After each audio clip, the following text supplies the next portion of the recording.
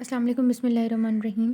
Anti इन्फ्लुएंजल agents के अंदर इमेंटिडीन रिमेंटिडीन दिया हुआ है एक ग्रुप, और दूसरा ओसेल्टामिवीर और ज़ैनामिवीर दिया हुआ है। अब इसमें उसी तरह से जिस तरह HIV के अंदर होता है कि एक सेल है, सेल के बाहर वायरस आ गया है, उसने नॉक किया, नॉक करने के यहाँ पर बाहर जो बंदा आया है वो है साइलिक एसिड। साइलिक एसिड यहाँ पर लगा हुआ है और जो वायरस है उसके पास हीमोग्लोटिनिन मौजूद है। हीमोग्लोटिनिन और साइलिक एसिड ने आपस में बाइंड करना होता है और इसको अंदर खींच लिया जाता है। जब ये अंदर आ जाए तो अंदर आके इसकी अनकोटिंग होनी होती है, और असर जो अंदर इनके पास जो एजेंट था ना, इन्फ्लुएंजा के पास एजेंट जिसने अंदर जाके तबाही करनी है, वो एजेंट ने बाहर आना होता है अपने पूरे कैमोफ्लेज से। अच्छा, उसने अब बाहर आना है तो इसके लिए उसकी होगी अनकोटिंग। अनकोटिंग हम अगर ना करने दें इसको तो हम डिजीज़ से बच सकते हैं, है ना। तो एक होते हैं अनकोटिंग इनहिबिटर्स जो कि होते हैं एमेंटिडीन और इमेंटिडीन, ठीक है।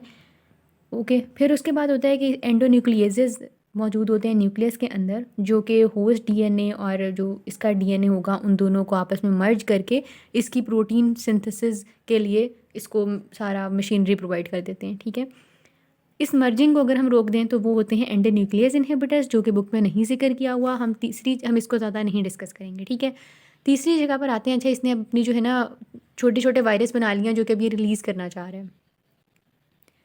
न्यू वायरस बना दिया इसने। क्या करना होता है कि प्रोटीन्स बना के तो न्यू वायरस बना के वो यहाँ से रिलीज़ करने होते हैं।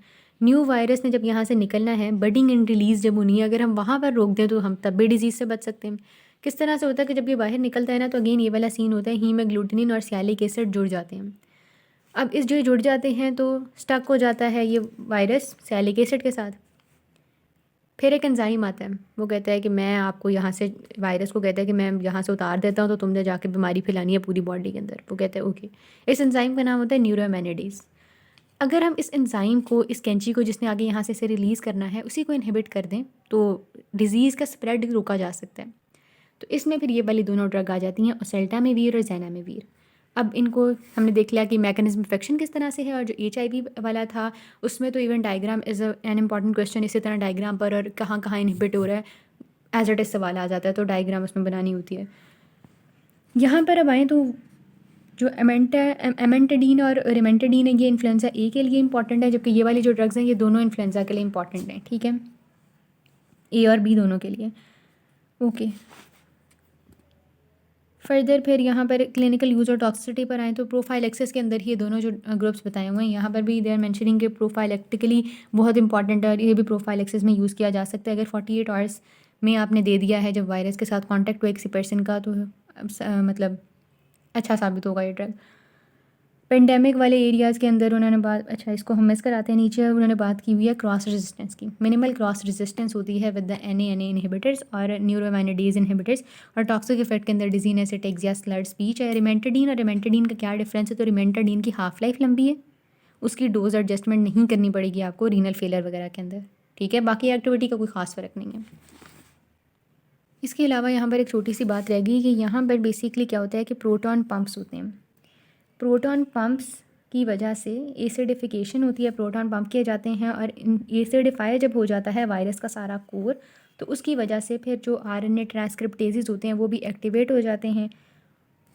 फर्दर फिर इसका जो अपना प्रोसेस है, RNA से DNA बनना है और फिर उसने आके वो होस्ट वाले DNA के अंदर इंटीग्रेट होना है, वो वाला प्रोसेस शुरू हो जाता है। तो बेसिकली ये अनकोटिंग को प्रिवेंट कर रहे होते हैं उन प्रोटॉन चैनल्स के साथ बाइंड करके, वही प्रोटॉन चैनल्स जिन्होंने एसिडिफिकेशन वहाँ पर करनी है, और एसिडिफिकेशन जब हो जाएगी कोर की तो उसकी वजह से RNA ट्रांसक्रिप्टेजेस एक्टिवेट होने हैं। तो ये इसका पूरा मैकेनिज्म इफेक्शन होगा, ठीक है। अगली ड्रग की तरफ चलें तो यहाँ पर है ओसेल्टामिवीर और ज़ैनामिवीर। ये देख लिया हमने कि किस तरह से काम कर रहे होते हैं, होल प्रोसेस के न्यूरोमाइनिडेज को किस तरह से इनहिबिट हो रहा है और उसका क्या काम था। तो वायरल स्प्रेड को जिस तरह से मैंने बात की, वायरल स्प्रेड को इनहिबिट कर रहे होते हैं, ठीक है। न्यूरोमाइनिडेज का काम ये होता है कि वो यहाँ पर क्लम्पिंग ना होने दे, जो न्यूली रिलीज़ हो रहे हैं वो यहाँ आके जुड़ते गए तो क्लम्पिंग हो जाएगी। तो न्यूरोमाइनिडेज उधर उसके साथ मिला हुआ है, इन्फ्लुएंजा के साथ मिला हुआ है, उसने क्लम्पिंग नहीं होने देनी होती, वो कहता है रिलीज़ हो जाके डिजीज़ कॉज करो। तो उसका ये काम ये होता है वायरल रिलीज़, और साथ क्लम्पिंग नहीं होने देनी। लेकिन हम क्या करते हैं, हम इसको रोक देते हैं कि रिलीज़ ही ना करने दे और स्प्रेड ना हो, ठीक है। अच्छा, प्रोफाइलेक्टिकली लेते हैं, GI सिम्टम्स कॉज करता है ओसेल्टामिवीर, और ज़ैनामिवीर जो होता है वो कफ, थ्रॉट डिस्कम्फर्ट और ब्रोंकोस्पैज्म और एजमेटिक पेशेंट्स के अंदर ब्रोंकोस्पैज्म कॉज करता है।